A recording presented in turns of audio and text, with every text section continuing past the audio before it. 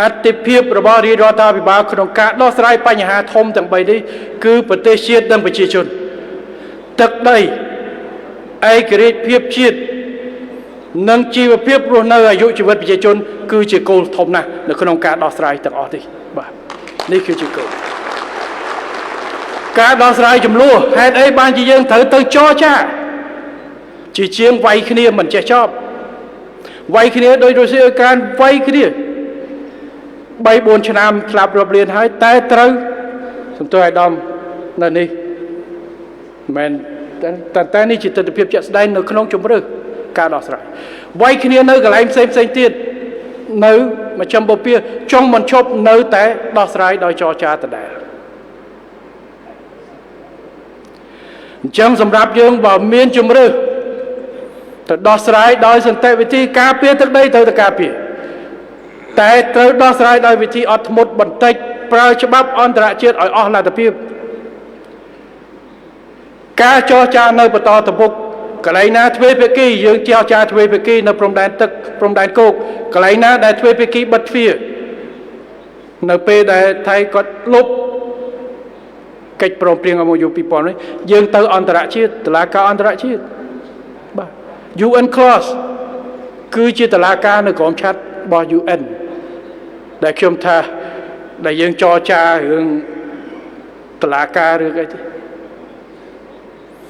ដើម្បីអីរក្សាលំនឹងប្រជាពលរដ្ឋតាមព្រំដែនមានទុកលំបាកហើយទុកម្ដុំកន្លែងហ្នឹងកុំឲ្យវារីក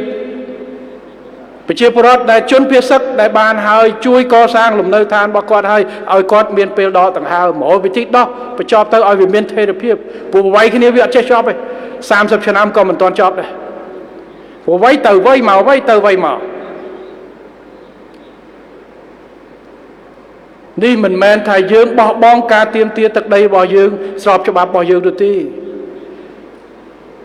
ថៃក៏ទាមទារទឹកដីស្របច្បាប់យើងក៏ទាមទារទឹកដីស្របច្បាប់ឥឡូវយើងមានឯកសារស្របច្បាប់ជាមួយគ្នាហើយរហូតពេលធ្វើការជាមួយគ្នាទៅធ្វើបែបនេះដើម្បីអី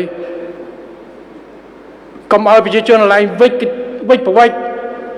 រត់គាត់បាត់បង់មកតង់ឥឡូវជួយស្ដារកម្រិតណាមួយរងចាំពេលត្រឡប់ទៅវិញដែលយើងចរចាបានទី2គឺវាប៉ះពាល់ទៅដល់សេដ្ឋកិច្ចធំរបស់យើងបានន័យថាឆ្នាំទៅគ្រាន់តែលើកម្ពុជាមានសង្គ្រាមទេសចរលុបជើងយន្តហោះមកអស់50% អ្នកវិនិយោគគេចង់មកដាក់កម្ពុជាឥឡូវគេទៅដាក់នៅវៀតណាមទៅដាក់នៅអីជំនួសមកយើងពីណាចង់មកប្រទេសមានសង្គ្រាមប្រជាពលរដ្ឋយើងហើយរត់លុយយកទៅណាបើមានសង្គ្រាមទិញតែក្របនឹងយកទៅបាញ់ឥឡូវ BM មកកញ្ចែងចូល20-30-40 ម៉ឺនដុល្លារតែបើយកមកជួយប្រជាពលរដ្ឋក្រីក្រ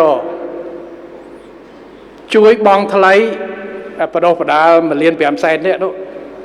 បានច្រើនជួយពង្រឹងមណ្ឌលសុខភាពពេលបង្ហាយស្រុកដូចយើងបានដាក់ចេញជួយមកជួសជុលផ្លូវវាមិនល្អជាង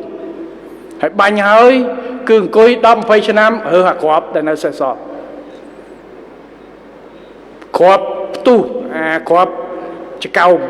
ស្លាប់កុមារយើងប្រហែលអ្នកថ្ងៃមុននៅកំពង់ឆ្នាំងមានស្លាប់ម្នាក់គ្រាប់ចកោមដែលសល់ពីជំនាន់វាយគ្នាជំនាន់70អញ្ចឹងមកតែវាយគ្នាឆ្នាំ2000នៅសល់ប្រហែលទៀតឥឡូវយើងអត់ចេះនេះបានយើងដោះស្រាយបញ្ហាដោយសន្តិវិធីផ្អែកលើច្បាប់ព្យាយាមសុំឲ្យអត់ធ្មត់ហើយខ្ញុំសូមអរគុណប្រជាពលរដ្ឋយើងជាច្រើនដែលបានយល់និងគាំទ្រទៅដល់ការដោះស្រាយរបស់រាជរដ្ឋាភិបាលវិធីត្រជាក់តែយើងបានសេចក្តីសុខទុកឱកាសពង្រឹងសេដ្ឋកិច្ចសង្គមរបស់យើងនៅក្នុងដំណាក់កាលលំបាកជួយប្រជាពលរដ្ឋយើងជាជាងបង្កើតបរិស្ថានដែលមានការលំបាកបន្ថែមជូនប្រជាពលរដ្ឋយើង